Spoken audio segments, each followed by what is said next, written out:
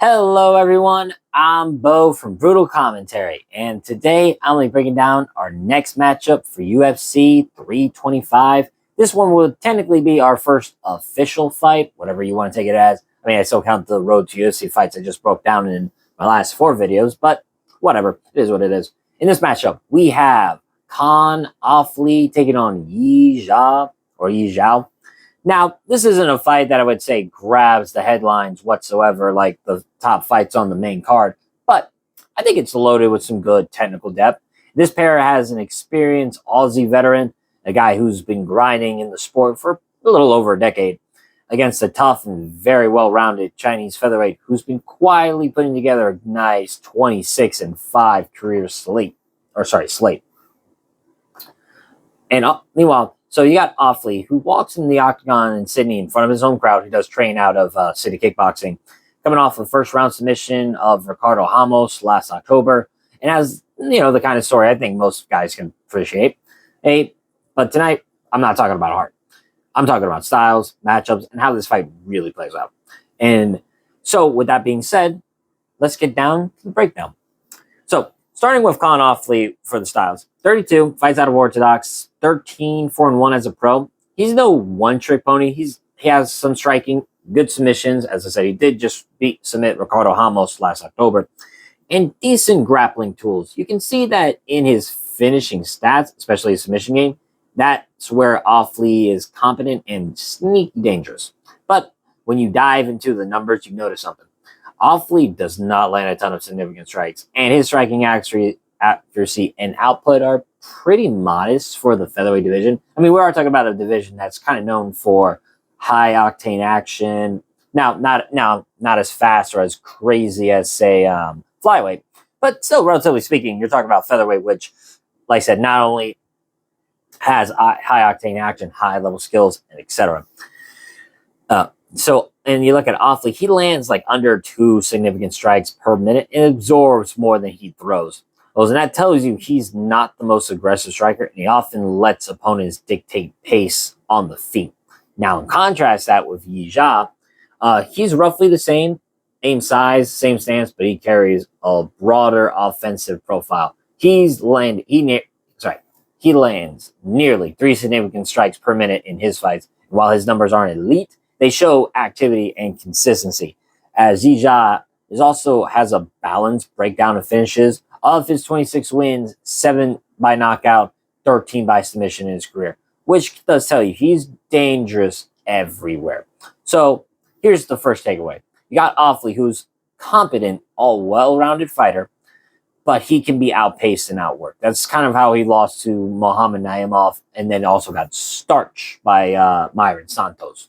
Meanwhile, Yizha, on the other hand, mixes his offense more proactively. He pushes pace, he looks for range, and he finishes, and he can finish his opponents when they show hesitation. And so for me, that means, excuse me for a second. That matters a lot in a 3-round fight. Now, looking at just how these styles clash, first up for me is like pace and pressure.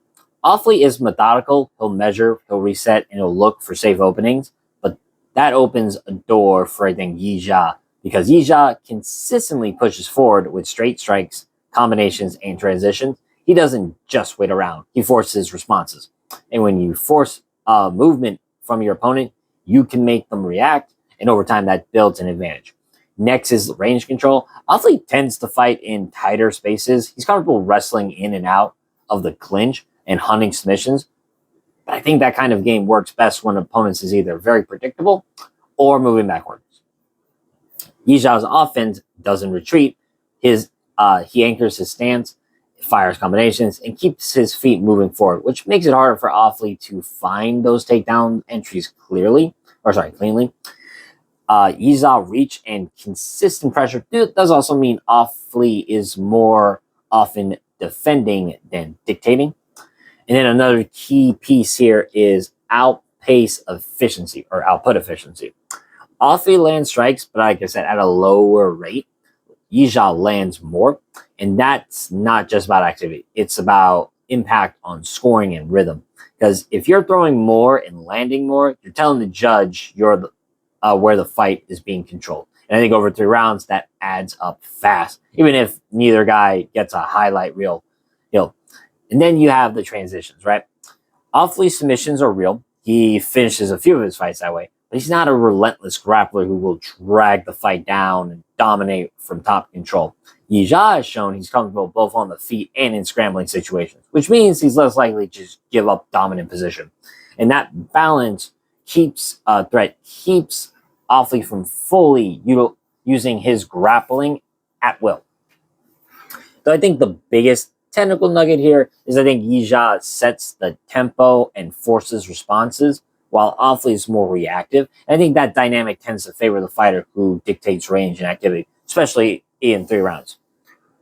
So, with that being said, my official prediction, I am going to go with Yizha. I think this fight plays out with Yizha controlling the rhythm and pace. He'll push forward, stay busy with strikes, and make Ofli fight on his terms. Ofli, I don't think will be outclassed per se. He's tough, he's durable, and he's dangerous. And he is dangerous. He's mostly on the ground.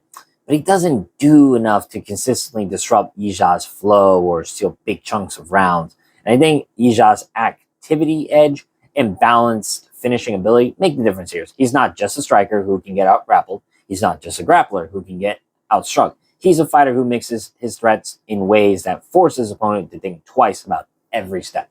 And I think that makes him harder to pin down and easier to score rounds against. So once again, my pick here, I'm going to go with Yizha. I've been wondering if he gets a finish. I think he could. I just don't know what by. I feel like the most obvious answer would be knockout because, like I said, Ofli got chinned by Myron Santos. But Myron Santos hits pretty hard for the weight class. And while submission is also plausible, it's like, damn, that's the one annoying part. Like, how do I really see this fight ending, right? Because as I can say one thing and then it can be completely different. And when it comes to like who I pick to win. But for the official prediction, I am going to go with Yizha. I'm just going to pick him via finish. If it's by submission, again, I wouldn't be shocked. If it's by knockout, I feel like that's a lot more likelier outcome. But either way, I do think a finish is happening. But that's been my breakdown of Ofli versus Yizha. Again, different styles, different game plans. But ultimately, I think Yizha's consistency and offensive balance give him the edge here. But with that being said, that's been my breakdown of this matchup. If you enjoyed the video, like, subscribe, leave a comment down below on who you think is going to win. But until then, I've been Bo from Brutal Commentary. I thank you all for listening. Remember, stay calm, stay respectful, and enjoy the violence. I'll see y'all next time.